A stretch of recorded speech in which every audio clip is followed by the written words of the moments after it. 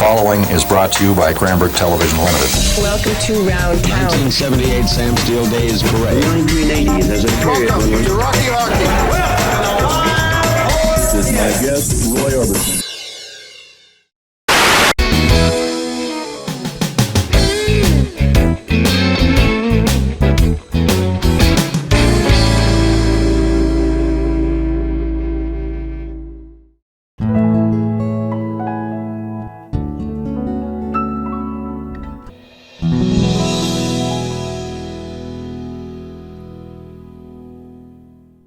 Gertrude McFuzz till she'd eaten 3 dozen. That's all that there was.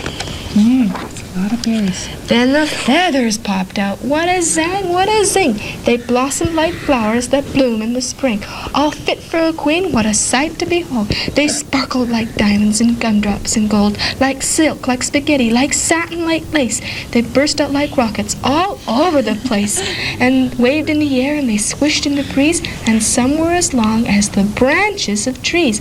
And they still kept growing. They popped and they popped until long about sundown when they finally stopped. And now, giggled Gertrude, the next thing to do is to fly right straight home and show Lola Lulu. And when Lola sees these, why, her face will get red, and she'll let out a scream, and she'll fall right down dead. Then she spread out her wings to take off from the ground, but with all of those feathers, she weighed 90 pounds. She yanked and she pulled and she let out a squawk. But that bird couldn't fly, couldn't run, couldn't walk. And all through that night, she was stuck on that hill. And Gertrude McFuzz might be stuck up there still if her good Uncle Dake hadn't heard the girl yelp. He rushed to her rescue and fought a long help. To lift Gertrude up almost broke all their beaks, and to fly her back home it took almost 2 weeks. And then it took almost another week more to pull out those feathers. My, Gertrude was sore. And finally, when all the pulling was done, Gertrude behind her again just had one. That one little feather she had as a starter, but now that's enough because now she is smarter. And that is Gertrude McFuzz. She liked to be all boastful about her tail because she wanted a big, pretty tail. Well, there are a couple of other people in the next story coming up that like bragging about what they can do, too. The rabbit felt mighty important that day on top of the hill in the sun where he lay. He felt so important up there on the hill that he started in bragging as the animals will. And he boasted out loud as he threw out his chest, "Of all of the beasts in the world, I'm the best. On land and on sea, even up in the sky. No animal lives who is better than I." What's that? Growled a voice that was terribly gruff. Now why do you say such ridiculous stuff? The rabbit looked round and he saw a big bear. I'm best of the beasts, said the bear. And so there. You're not, snapped the rabbit. I'm better than you. Pooh, the bear snorted. Again, I say pooh. You talk mighty big, Mr. Rabbit, that's true. But how can you prove it? Just what can you do? Thought the rabbit, now what can I do? He thought and he thought. Then he finally said, Mr. Bear, do you see these 2 ears on my head? My ears are so keen and so sharp and so fine, no ears in the world can hear further than mine.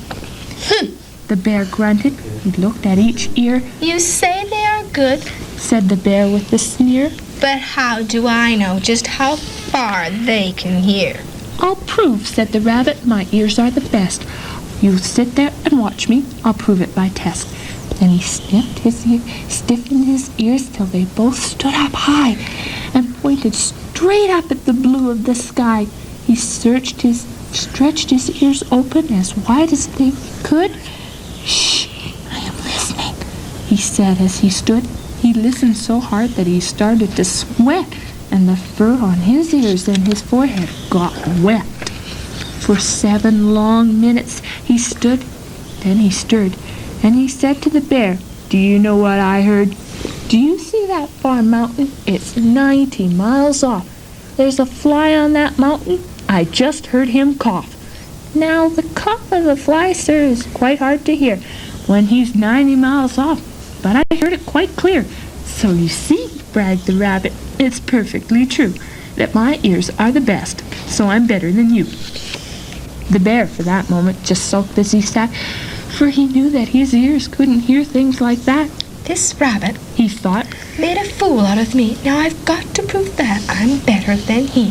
So he said to the rabbit, You hear pretty well. You hear 19 miles, but how far can you smell? I'm the greatest of smellers, he bragged. See my nose? This nose on my face is the finest that grows. My nose can smell anything, both far and near. With my nose I can smell twice as far as you hear. You can't, snapped the rabbit. I can, growled the bear, and he stuck his big nose way up high in the air. He wiggled that nose and he sniffed and he snuffed. He waggled that nose and he whiffed and he whuffed. For more than 10 minutes he snuffed and he snuffed. Then he said to the rabbit, I've smelled far enough. All right, said the rabbit. Come on now and tell. Exactly how far is the smell that you smell? Oh, I'm smelling a very far smell, said the bear. Away past the fly on that mountain out there. I'm smelling past many great mountains beyond, 600 miles more to the edge of a pond. And way, way out there by the pond you can't see is a very small farm. On that farm is a tree. On that tree is a branch. On that branch is a nest. A very small nest where 2 tiny eggs rest. 2 hummingbirds ate eggs, only half an inch long. But my nose, said the bear, is so wonderfully strong. My nose is so good that I smell without fail that the egg on the left is a little bit stale. And that is a thing that no rabbit can do. So you see, the bear boasted, I am better than you.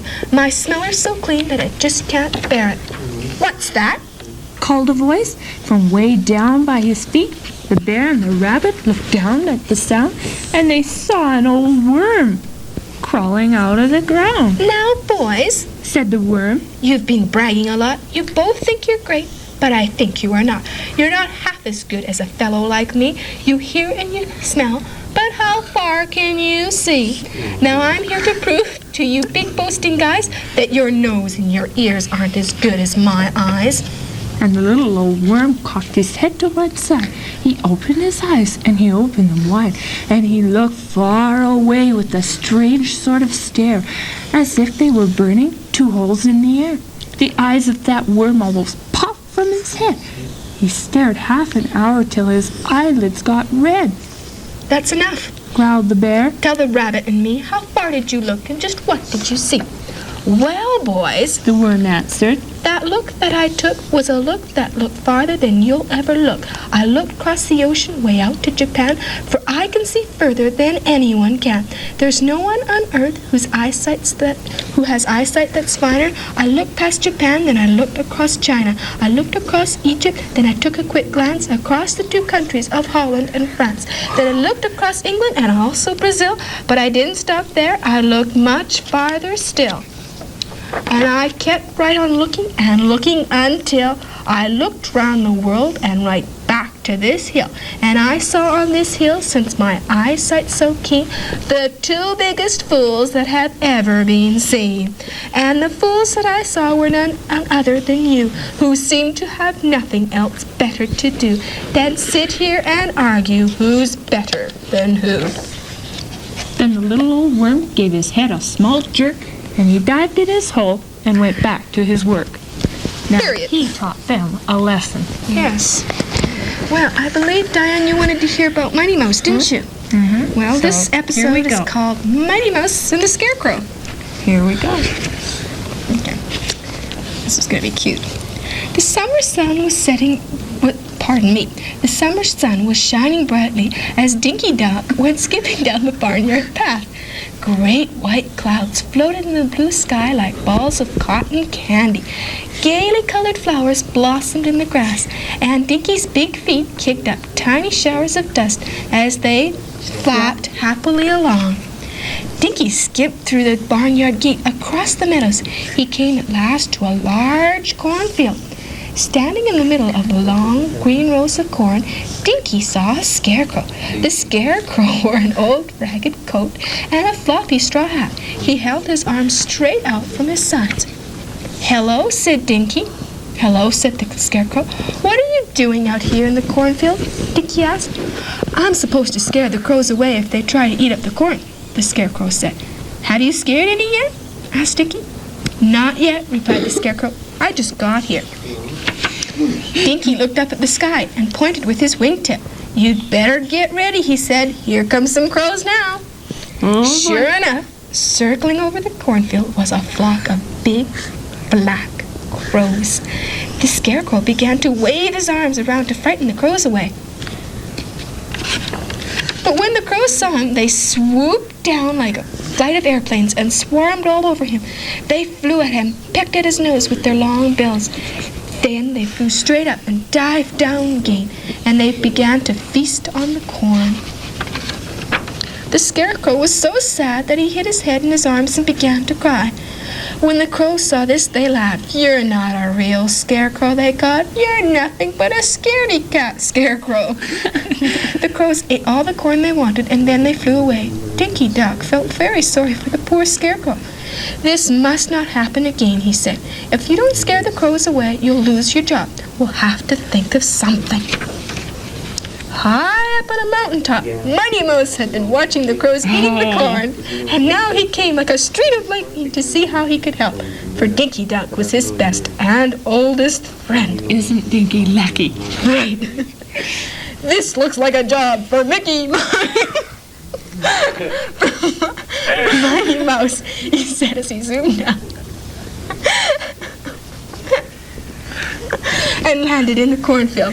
"I have an idea that will teach those crows a lesson." Mighty Mouse got a long pole. Oh dear. Mighty Mouse got a long pole and stuck it in the ground. Then he stood on top of it. He put on the scarecrow's ragged coat and floppy straw hat, and he looked just like the scarecrow himself. Now the crows "Now are you in fellows go," he said. Later that day, the crows got hungry again and came back to the cornfield. "Well, well," cawed one of the crows. "That old scaredy cat scarecrow. Let's tease him a little." They're But going to be this sorry. time, as the crows flew down to see what they thought was the scared scarecrow, they got an unpleasant surprise indeed. Mighty Mouse's mighty arms lashed out as fast as lightning. He knocked the leader of the crows clear out of the cornfield. He hit him a second crow so hard that 10 crows behind him were knocked over. He grabbed the third crow and tossed him into the rest of the flock. The crows began to scatter like leaves in a high wind. "Well," said Mighty Mouse to the scarecrow as the last crow flew away, "I don't think those crows will ever bother you again." And of course, they never did. That was cute. Mighty Mouse. Gee, we've had a lot of heroes. Let's see, there's Mac, and then there was the Caboose, and now Mighty Mouse. Yes, a relative, no doubt, to Superman. Okay. Oh, I think it's time to say goodbye. Yeah. Mm-hmm. Well, I think we have more time, though. Do we have any other books to read? Well, let's see. What can we come up with? Let's see. How about the house that Jack built? Well, that sounds Surprise, very surprise. good. Okay. Okay, let's find out what Jack did. The house that Jack built. Well, make up your mind, you gentlemen out there. I guess we'll have to say goodbye. Okay. They don't want to hear about Jack.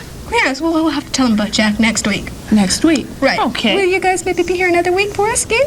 Maybe. That'll be great. Do you want to hear the story about Jack? Yeah? Okay. We'll save it for next week. Right. Okay. Okay. Which story did you like the most, Mark? Which one was your favorite before we go? Mighty Mouse. Mighty Mouse, of course. Yes. Break up in the middle of the story. Yes. Cute. Must be Mickey Mouse's cousin. That's where you got And, that of from. course, a faraway relative of Superman. Can't forget Right. Superman. Distant relative. Very distant. So, shall we all say goodbye? Okay. Okay, who's going to go first? You. Bye. Bye. Bye.